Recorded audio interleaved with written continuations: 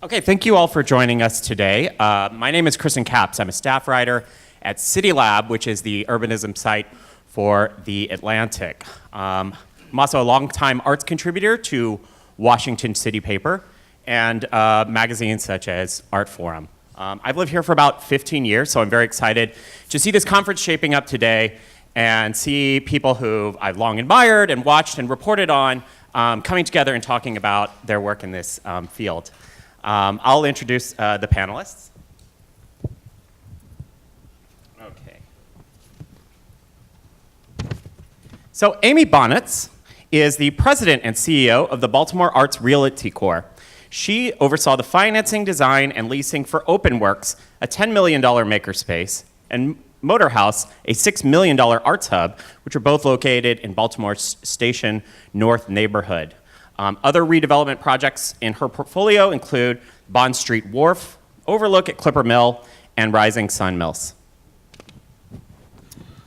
Leslie King Hammond is a senior fellow at the Robert W. Deutsch Foundation, where she works as a curator with artists and organizations at the Motorhouse. She was named the founding director of the Center for Race and Culture at MICA, where she served as Dean of Graduate Studies until 2008.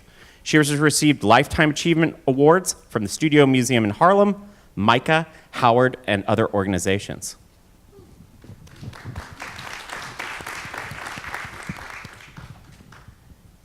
Julia Kaganskiy is the director of the New Museum's Art, Tech, and Design Incubator, New Inc. Previously, she was the editor of the Creators Project, an arts initiative supported by Vice and Intel. She is the founder of the monthly #ArtsTech meetup. She is also the founder and curator of Blue Box Gallery. In 2011, Fast Company named her one of the most influential women in tech.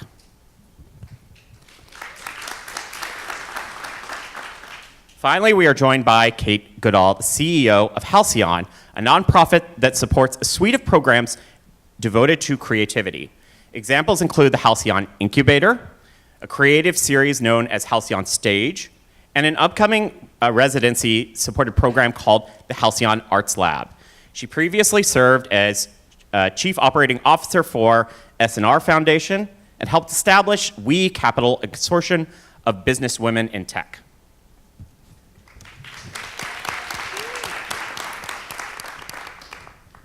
Thank you all for joining us today for this panel on the Future Artist Incubator. Let's maybe break that down a little bit. I want to ask you first, Julia, about 7 by 7. It's one of my favorite programs at the New Museum where they bring together people from tech and people from the arts, people from really different sides of tech and the arts too. If I remember correctly, I saw the artist Ryan Trey Carton work with Jack from Twitter. Was that right? No, it was actually David Karp from Tumblr. Tumblr. Oh, okay, yeah. And the two of them collaborated on a piece called, I think it was riverthe.net. That was one of the first collaborations. 7 on 7 is an initiative of Rhizome, which is a longtime partner organization of the New Museum. They actually just held the 9th 7 on 7 conference this past Saturday at the New Museum. And the premise of the conference is that 7 artists are invited to work with 7 technologists. Previously, they had 24 hours to collaborate together on projects. Now they have a slightly longer time frame in which they can create things together. And it's a really incredible space to have this kind of cross-disciplinary collaboration and dialogue emerge.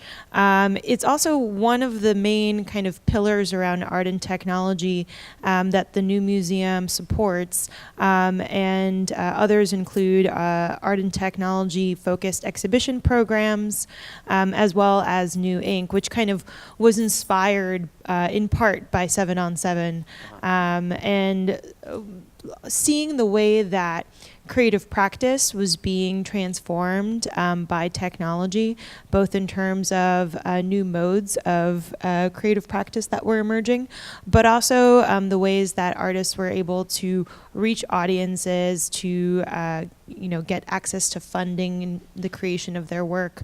And yeah, that raised a lot of new questions as well as new opportunities for those creatives that the new Inc. Program seeks to address or provide a support system for those who are trying to navigate this new landscape. Great, thank you for that. Kate, I wanted to ask if you can give me an example of how you measure the impact of like arts incubator programs. Like how does that work from maybe like a metric kind of, what are the units of? Metrics, delicious. Right. So the Halcyon Incubator has been running for about 3 years. And the metrics that we use for that will be similar for the Arts Lab, but slightly different. Certainly at the Incubator, we think about lives impacted, right? The Incubator supports social ventures in their early stages. And so collectively, the first 6 cohorts, about 40 ventures have impacted 300,000 lives around the world. This is people who now have access to latrines or reading materials for their pre-kindergarteners that they didn't have before. It's also created 250 jobs, about 100 of those in DC, and they've collectively raised $16.5 million and counting. So we certainly track those. Certainly for the Arts Lab, we're also thinking about metrics for community arts projects and how the community is engaged and how many people are impacted. But we definitely want to, particularly for the arts, go beyond how many people, right? Because it's a little bit empty. So we're definitely also looking at how do we talk about the qualitative stories behind these projects, because otherwise you're just getting half of the tale. Maybe as a panel we can dial this back a little bit and see whether we're all on the same page about this. I just want to ask each of you to briefly kind of describe what an incubator means to you. And we'll start at the end. I mean, I think the exciting thing about incubators is the ability to bring diverse people together. In our case in Baltimore, we're bringing together engineering students, artists, people from different practices, and creating a platform for them to collaborate with each other, to learn from each other, and then providing the resources, whether it's capital or business support to help them grow.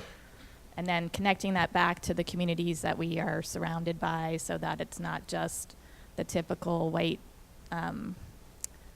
sector that's benefiting from what we're doing. I often think of incubators as sites of salvation, safe places. When we began to do the sites in Baltimore, specifically Motor House and Open Works, one of the things we focused on was trying to create spaces where people could continue to imagine, could continue to dream, could realize those dreams, to bring it back to individuals and collectives within the community who did not realize that this was a possibility, that this could become a reality, that they could even possibly develop something sustainable. And so the idea to bring these new physical entities into sites in the community, which heretofore had been desolate, blighted, with absolutely no hope or possibility for a future of viability, that has been the thing that has inspired us to work on incubators as we perceive them in Baltimore City. I often think of incubators as kind of life-sustaining environments. Obviously, you can think of like the chicken incubator or the baby incubator. When it comes to new businesses, be they creative enterprises like the ones that we serve, or enterprises of any industry, because incubators can focus on a number of different industries. There's food incubators, design incubators, technology incubators.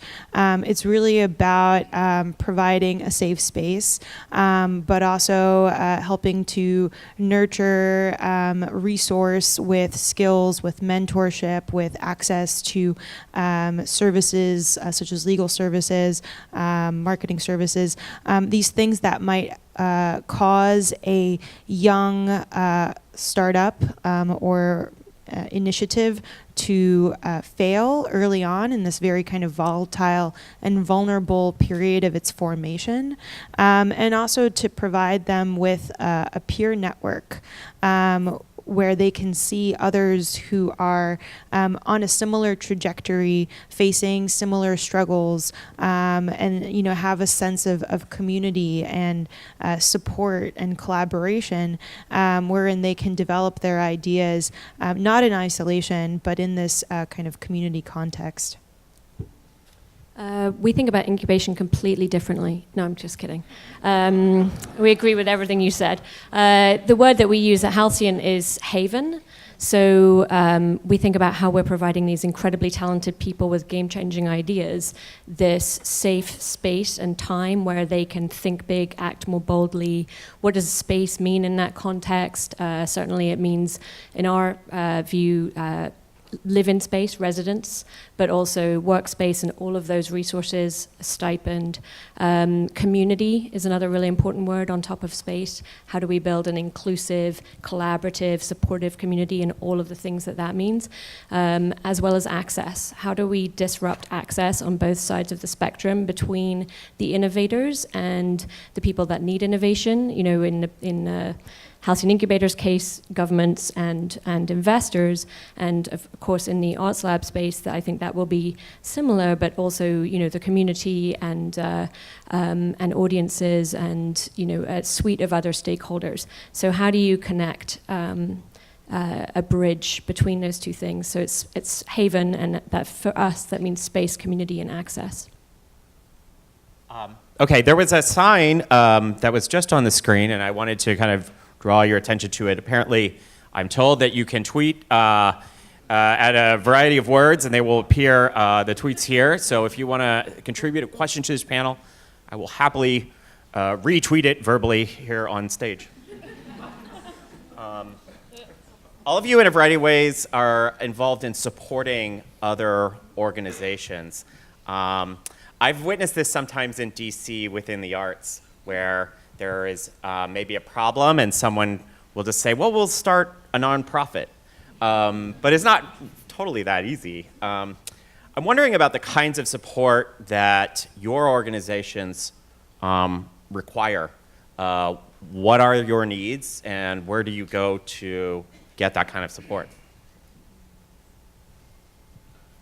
We have phenomenal board, an honorary board. They're our lifeblood in terms of obviously investment and partnership, but I think of them as our chief advocates and champions.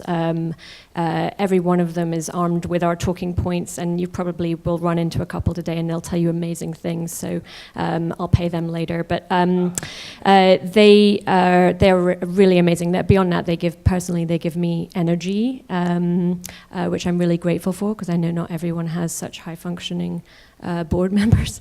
And other stakeholders. We've had fantastic partners in the incubator: Deloitte, Arnold & Porter, Amazon Web Services, Sage Communications, all provide really valuable resources to our fellows, and we would not be able to run without those corporate partners.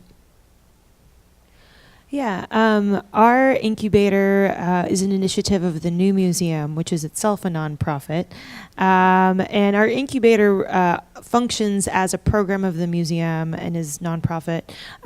We started out with a model that would help us approach sustainability, so that our program could have a way to be more or less self-sustaining. So after an initial $2.5 million capital investment, we tried to work out a business model for the incubator, which looks kind of like a co-working space in the sense that we charge membership fees. So it's $600 a month for full-time and $350 a month for part-time, which is more or less market rate for downtown Manhattan office space, even without all of the professional development resources that we provide.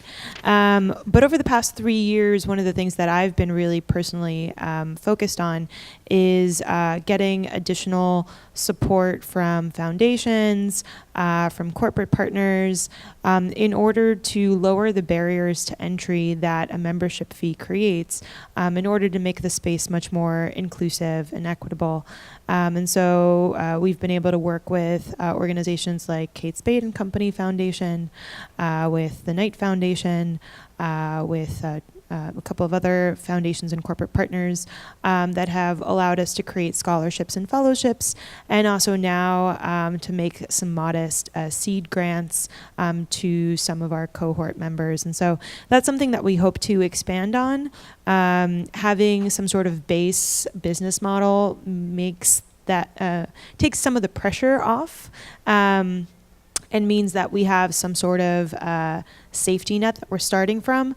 But in order to serve the mission that we have, making sure that we have some additional support in order to be able to provide for our community is really important. We are in a very unique situation in Baltimore because Amy and I are with two baby startups. One is barely 6 months old, and the other one is about just a little past a year and a half, almost going on 2 years old. So if you think in terms of, if you're a parent, what that is like. Aside from the start, in every respect, because you're dealing with artists from every genre, from every discipline, from every state of imaginable creativity.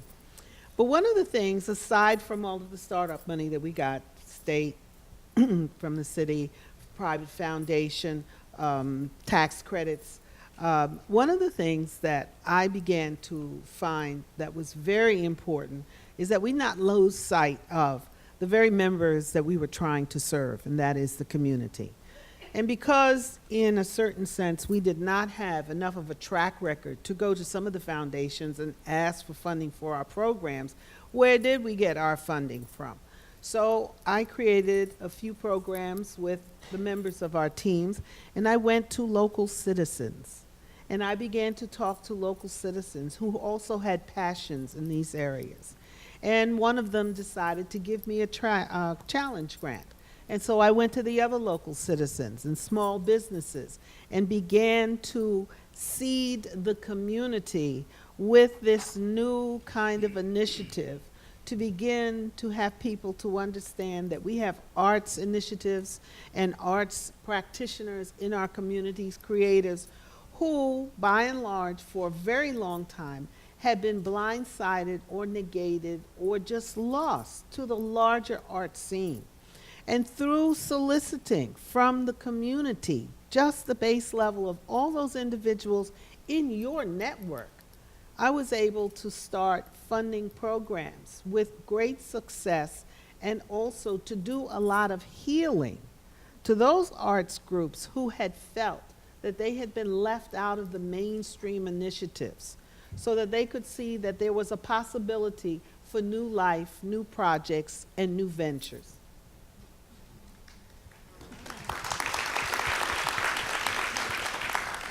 So I think we've been really fortunate with our Makerspace project that we're building on a decade of community rebuilding in the Station North area in Baltimore.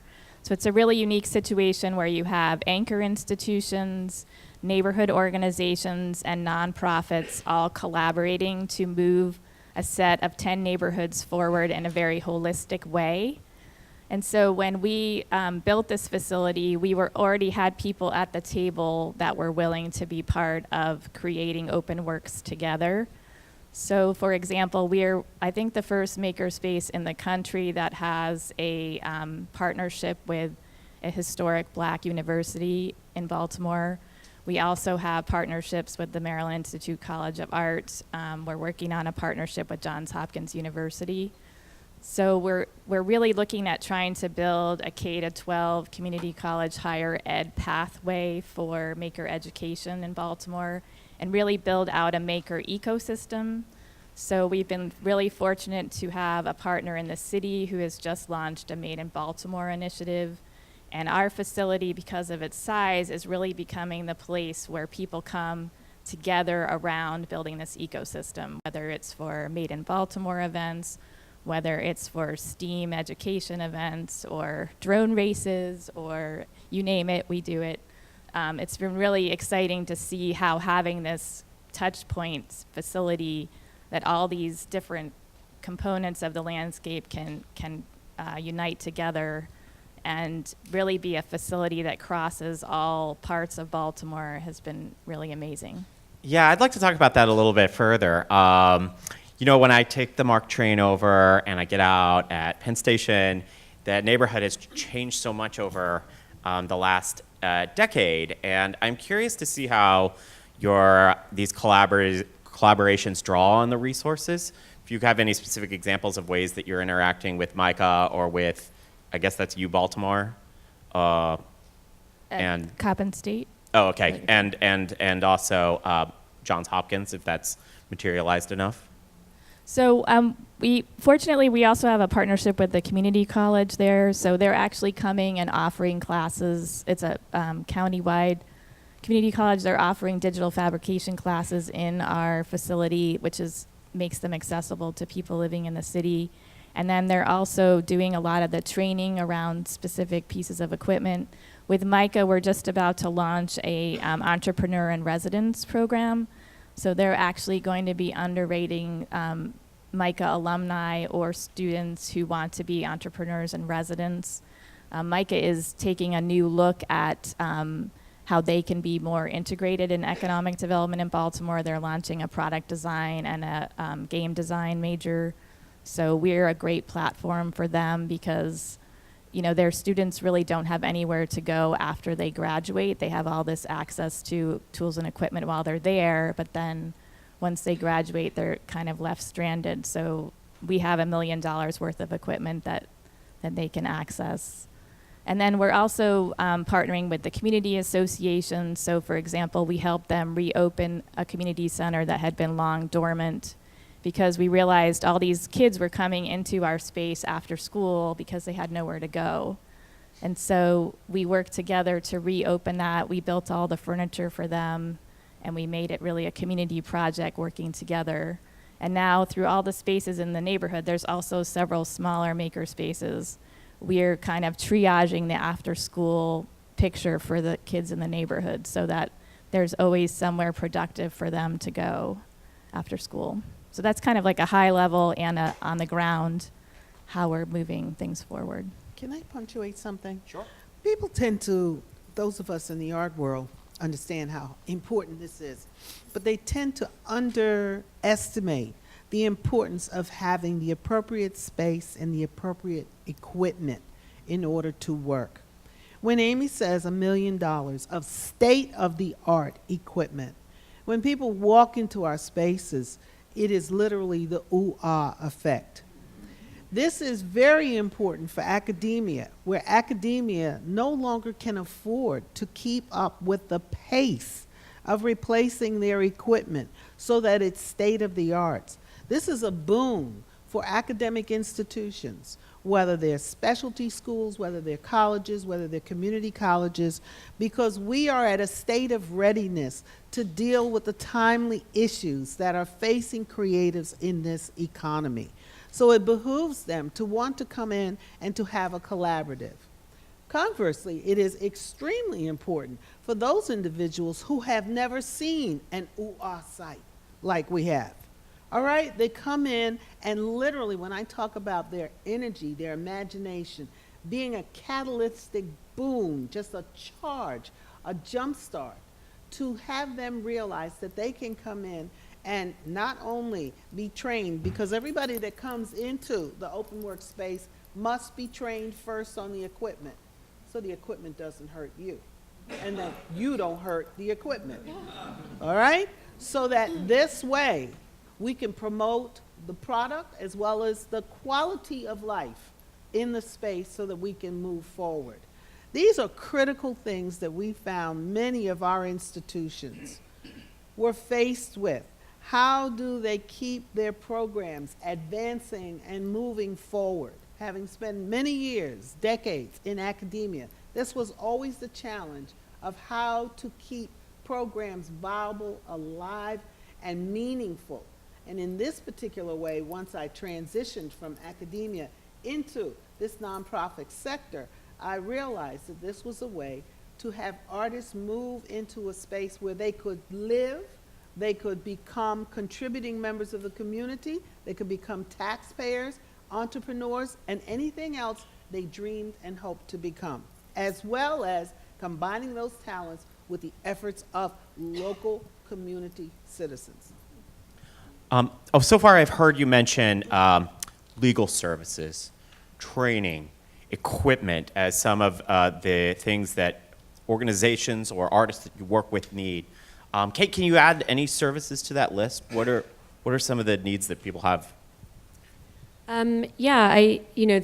I think everyone here, I want to hear the snaps right now, can talk about the need for both live workspace and live space for artists, right?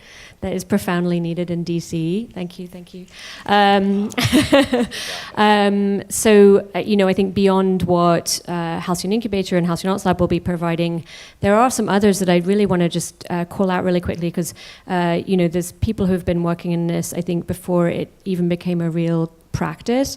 Early people in DC like Victoria Reese with Transformer and Jim Abdo and Carla Perlo and Hamiltonian and we also have counterparts that are going to be setting up similar spaces on other sides of the city, Stable and certainly all of the work that the 11th Street Bridge is doing. So I think that we need tons more space, right? And it needs to be supported by the city and supported by private individuals. Certainly I think DC is amazing and agree with some of the earlier panels who said that we are only just about to sort of come into our big renaissance. There's any doubters out there, just remember that 10 years ago there was nothing here culinarily, and now, we're ranked on Bon Appetit and 12 Michelin stars, and I think the art scene in DC is just beginning. But I do want to call out that I think that we really need to activate investors in this space. At the end of the day, you really need people that are going to buy tickets, that are going to buy art, that are going to support artists with funding opportunities. And DC is very, very wealthy, but very conservative when it comes to spending money. She's calling all of you out. There's those snaps. Okay, we want to open up to some questions from the floor. I don't know if there are mics out there. I can barely see you guys, but I do see a hand here. Yeah, okay. I was wondering, to the point we just left from, if you could talk a little bit more about corporate partnerships, what you're getting from them, how you arrived at that partnership, and then what the corporations are getting from you. Okay, so to retweet that or retumble that up here, he's asking about corporate partnerships, how you get them, what they get from you, what you get from them. Does anyone kind of take a brief shot at this? I'm happy to address certainly what we do. I'm not going to say which one of our corporate partners it was, but they have, the famous quote is, "We work for the empire during the day so we can come help the revolution at night." They're brilliant. They're all brilliant, and they all want various things, right? For some of them, it's retention for very talented junior executives who really want to be working in social impact. For some of them, it's opportunities to wanted to do reports together and get recognition for their thought work. Certainly for some of them, I think in Incubator, it's the idea of getting in on the ground floor for some of these game-changing ideas that will later be their clients. There's a variety of incentives that you can think about when it comes to partnerships. Obviously, and Julia and I were talking about this backstage, you want to be careful that you don't then sell out your artists or your entrepreneurs or whoever you're supporting in order to get that. So you have to be mindful about how you structure it. That's, I guess, I'll leave room for everyone else. Yeah, for us, we've been, I guess, somewhat slow in building corporate partnerships, in part because we wanted to get them right. We wanted to enter into that space knowing what our objectives and our values were, and also to find partners who shared those values. Currently, we just launched a partnership with Nokia Bell Labs, which actually has a really long and rich history of collaborating with artists as a research institution. It dates all the way back to the 1960s when Bell Labs engineer named Billy Kluver started collaborating with Robert Rauschenberg and led to a series of performances called 9 Evenings, and then later a program called Experiments in Art and Technology. And so for us, this was a really exciting opportunity to revisit a very historic collaboration between the arts and the corporate sector, and to kind of reinterpret that in new ways. So literally just last week, the first round of 3 artists took up residence at Bell Labs. They're working out of their labs in New Jersey, which is quite a feat, them traveling to New Jersey. They're collaborating with their engineers. And I think for that partnership,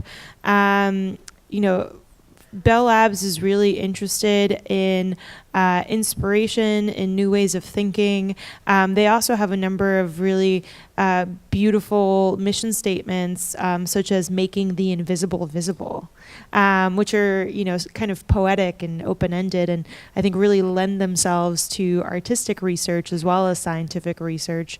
So we're excited to see how this partnership starts to bear fruit over the next year or two. Okay, let me see if I can find some more questions. Any hands up over here? Nothing on Twitter. I don't see any tweets. I'm very sad up here without the tweets. So here in DC, most artists do it in their free time, have day jobs. Many are able to do it full time. I'm just wondering if there's any discussion locally, nationally, internationally about providing universal basic income for artists. Other things, so people that can do their art more full-time back.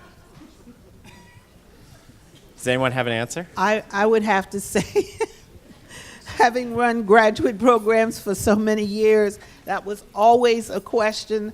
How could you generate income so that you could be an artist full-time? We have yet to solve that problem because we are so invested in trying to keep the organizational structure alive to support the artists the best way we can. In my space, one that is very kind of futuristic focused and has a number of kind of socialist leaning artists in the mix. Universal basic income is definitely a conversation topic that people are really interested in. I don't know how realistic that is. What's interesting, though, is that you are starting to see Silicon Valley, who are looking ahead at, the coming automation of jobs, right? The fact that a lot of what they're doing is going to be putting a large number of the population potentially out of work within the next 20, 30, 50 years. So they're actually funding research on universal basic income. There's one of the top incubators, accelerators in the country, Y Combinator, just this year launched a UBI research project in a number of cities, in 3, one of which I think is Oakland. So it's something that we're definitely looking at. I don't know that it's that those particular initiatives are targeting artists specifically, but it is something that a lot of people are discussing and investigating, so we'll see what comes out of that. This is a subject we talk a lot about at the Atlantic, at City Lab, and one of the questions I always confront with this is how you decide to apportion the resources. So when you have single parents who require resources, or extremely low income families making 30% of the area median income, it becomes a big question about the work-related resource programs, whether that's teacher or artist, and how you decide to prioritize the distribution of those resources. I'm not sure that the case is always there for UBI for artists. Any other questions? Okay, I see way in the back. Ma'am? Yeah. Good afternoon. I have a question about, because I love art, I support art, and now I'm starting to move towards supporting artists with space and investing money to do that. One of the challenges that I see over and over, and it absolutely breaks my heart, is that artists do go onto neighborhoods, they change neighborhoods, but they don't own. And so, like, the concept of how do we make money, well, you know, when you go, when there's nothing there, you're going to improve the property values. So I think my question is there support for artists to become owners of space, whether that space is space where they make in or space where they live? Because it feels like if the space, the cost of the space improves, they have the option to leave the space, to lease the space, and go somewhere else, which could then bring money to them, particularly as they get older. So, you know, are there any government programs that help to offset the cost of purchasing Okay. for artists? Amy, do you want to? So in Baltimore, we, after the tragic fire in Oakland and then the closure of a key artist building in Baltimore, we formed the mayor formed a task force to look at ways to do exactly that. And the recommendations are going to be coming out next month. And we're really looking at two areas. One is an initiative around home ownership for artists, and with a specific emphasis on artists of color in Baltimore. And then the other is to really figure out how to support our DIY artist spaces. So we're looking to work with both the state, city, and local foundations to put together a soft money pool that would provide a soft second mortgage to help people make life safety improvements and really ensure that these somewhat fragile spaces can become legal and then be in a better place to serve artists in the long term. So I think it's going to be really exciting to see what comes of this. I think we're probably ahead of a lot of other cities across the country, except for maybe Oakland, where they had already started that work. But I think if there's the will in your city to really look at that issue, there are creative ways to help artists own their own spaces. One artist-led initiative that I'd like to also mention is an artist named Caroline Woolard, who's currently actually a part-time member at New Inc. She's working on a cooperative land trust project, which is essentially a co-owned artist real estate development initiative, where it's about, you know, trying to get artists to sort of pool their resources in order to be able to acquire property that would be put into a land trust that they could then manage in the foreseeable future. So she's spoken about this quite a bit. I think she even spoke about it in DC at the NEA conference recently. So definitely check that out. I think we have time for a couple more questions. Ma'am?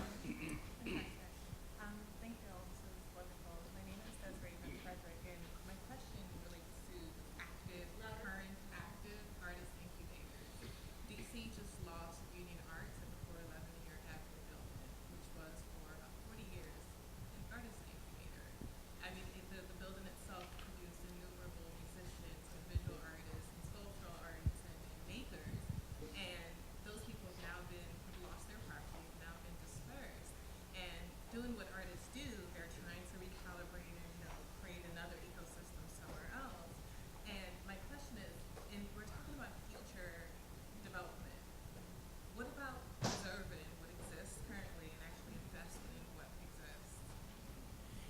Maybe we could talk about some specific programs for preserving existing, especially long-time and historic arts incubators. Are there any? Well, again, I think that's what we're trying to do in Baltimore is figure out how to help artists hold on to the properties they've had. I mean, fortunately, the gentrification pressures are not what they are here yet. But also, our organization is a nonprofit that was set up specifically to hold property for artists in anticipation of gentrification, to make sure that as Baltimore gets better, the artists that have helped make it what it is don't get displaced. So I think that's another potential model, is to look at either land trusts or nonprofit ownership as a way to hold things in the long term. Isn't that where the real estate developers come in, though, and people who are profiting from the benefit of beautification of streets and better retail, that we then recontribute back to the community to make it possible, and find, housing cooperative. There was a breakout session about a New York real estate trust cooperative for commercial space. But I wonder what developers here in the audience might comment about what can be done. I certainly think there are those efforts. It's just important to weigh them against the totally tremendous, unprecedented pressure on this city and other cities. It is an immense problem that I'm not sure that developers can solve by themselves. I mean, the costs for them are real. Yeah. Let's see if we can get in one more question. I really appreciate it. I'm sorry that we don't have time for all of them. Sir? So related to Desiree and Chris' questions here, especially about sponsorship, I think there's a huge opportunity to make an incubator a profitable business model. We've seen it in the food incubator side, we've seen it on tech incubators. In your experience, is it possible for an incubator to be a profitable business model in the absence of trust, endowments, grants, and sponsorships, and other subsidies? I'm doubtful that it can do that and also be inclusive, right? So it depends where your focus is. I think that there's room for both, and ideally you have both in a city. But certainly at Halcyon, we have an eye to inclusivity. We have 50% of our businesses in the incubator, I'm not talking about arts just yet, founded or co-founded by women, and 50% are founded or co-founded by a founder of color. And unrelated to that, we have diversity across economic backgrounds. And so when it's time for them to raise their friends and family round to get investment, they'll often come to us and say, what friends and family, right? So we've had to really figure out how to disrupt access to investment. So if you're going to charge big membership fees, you're immediately going to rule out a segment of the population that perhaps needs the help the most. But like I said, I think you've got to have room. There should be room for both, because I think there's certainly such a great need that we need to have many different opportunities in the city. I'd just like to add one thing really quickly on top of that, which is that most incubator and accelerator programs that you may be familiar with, they take equity from the businesses, right? And so I don't think any of us take equity. And that means that we have to find a different business model, a different way to support the work that we do. And I think it's especially challenging to take equity from creative enterprises, many of which are really going to be what the investment community refers to as lifestyle businesses, which means ventures that are not going to provide you 100 times the return on your investment, probably not even 10 times the return on the investment. If you're lucky, they might pay you, some sort of annual dividends as an investor. And unfortunately, the culture of investment and capital that we have today doesn't think that that's good enough. Investors only want to see exponential returns because they're taking a lot of risks with their money. They know that 90% of their investments are going to fail. So the ones that succeed have to pay off tremendously for them to make a profit, right? Which just means that we're really limiting the types of companies, the types of ideas, the types of initiatives that are deemed worthwhile, that are deemed worth investing in. And that's one of the things that I think all of us are really trying to change and to create opportunities for different types of ideas to really take root and to grow and to thrive. But that also means disrupting the capital, because right now it's really challenging for someone, in a space like New Inc. or I imagine one of these other spaces to get access to funding that is not philanthropic funding. Hear, hear. Well, thank you, panelists, for joining me. Thank you all for listening today. Thanks.